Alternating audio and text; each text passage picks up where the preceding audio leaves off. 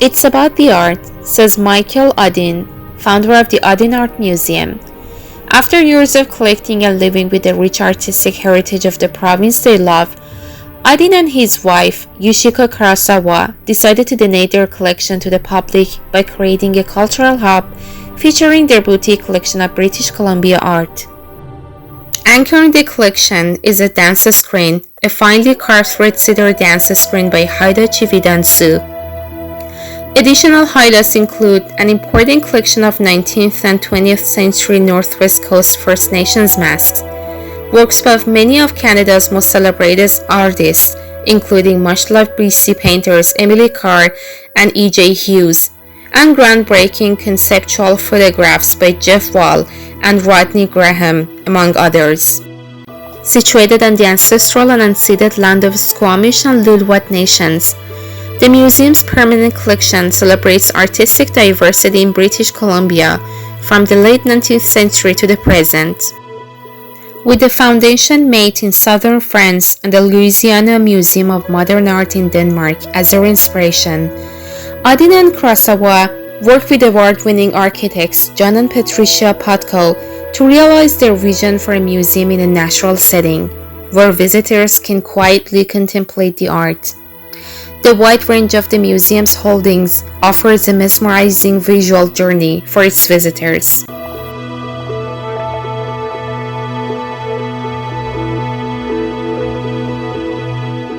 Since the 1980s, Vancouver has been at the forefront of an artistic movement to combine photography and conceptual art.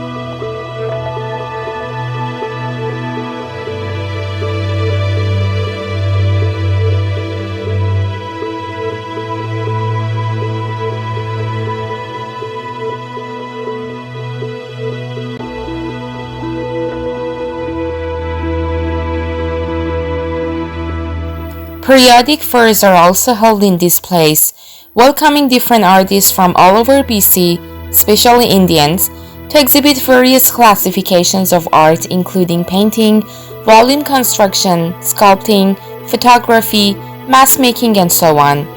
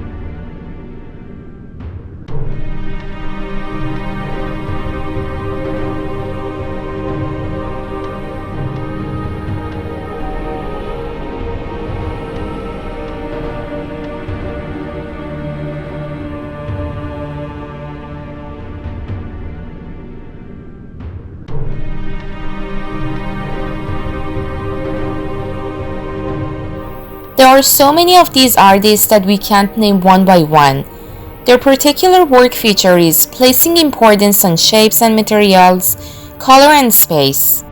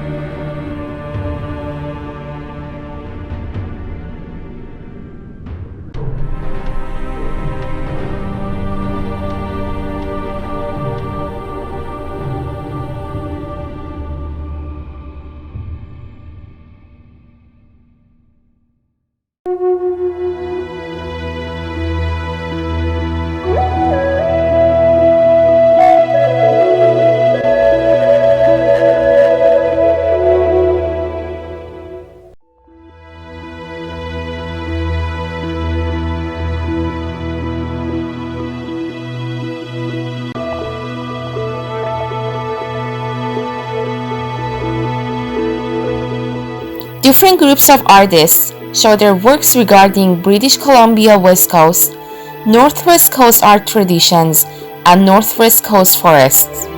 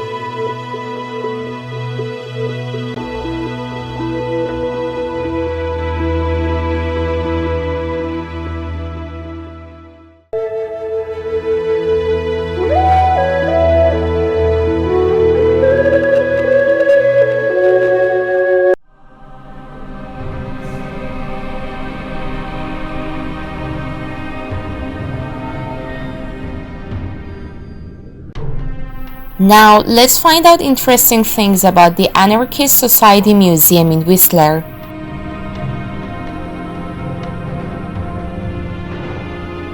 This museum has been collected and presented by the villagers, the facilities of which introduce the world of Whistler inhabitants to you.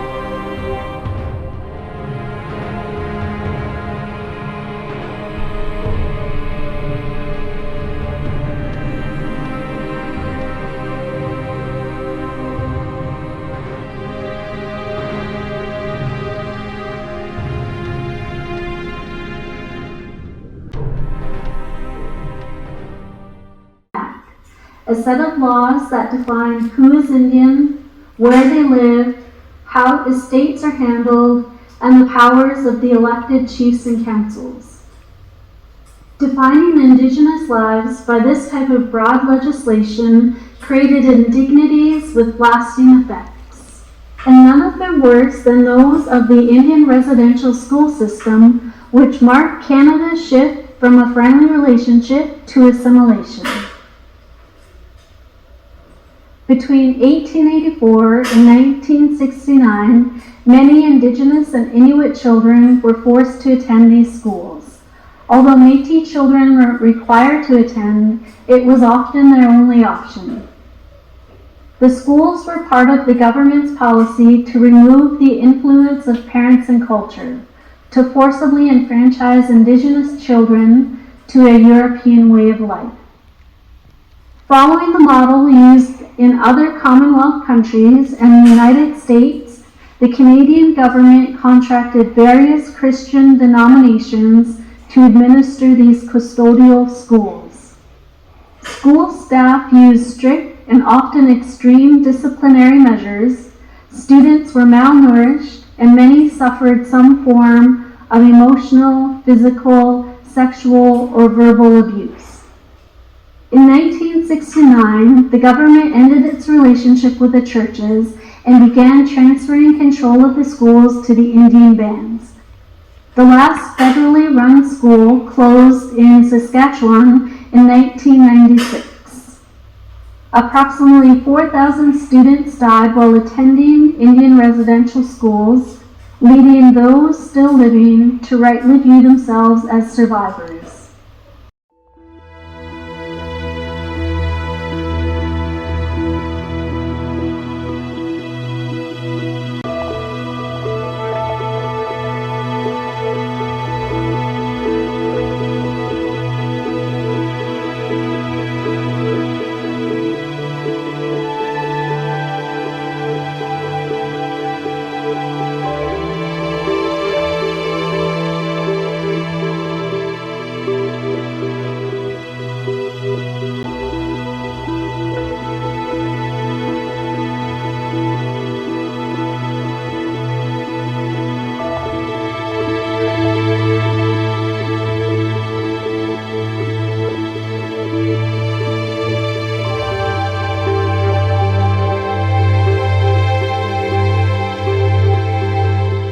Different Winter Olympics have been held here, the most important of which is the 2010 Olympic, which resulted in not only championships in different areas, but also made Whistler better known to the world.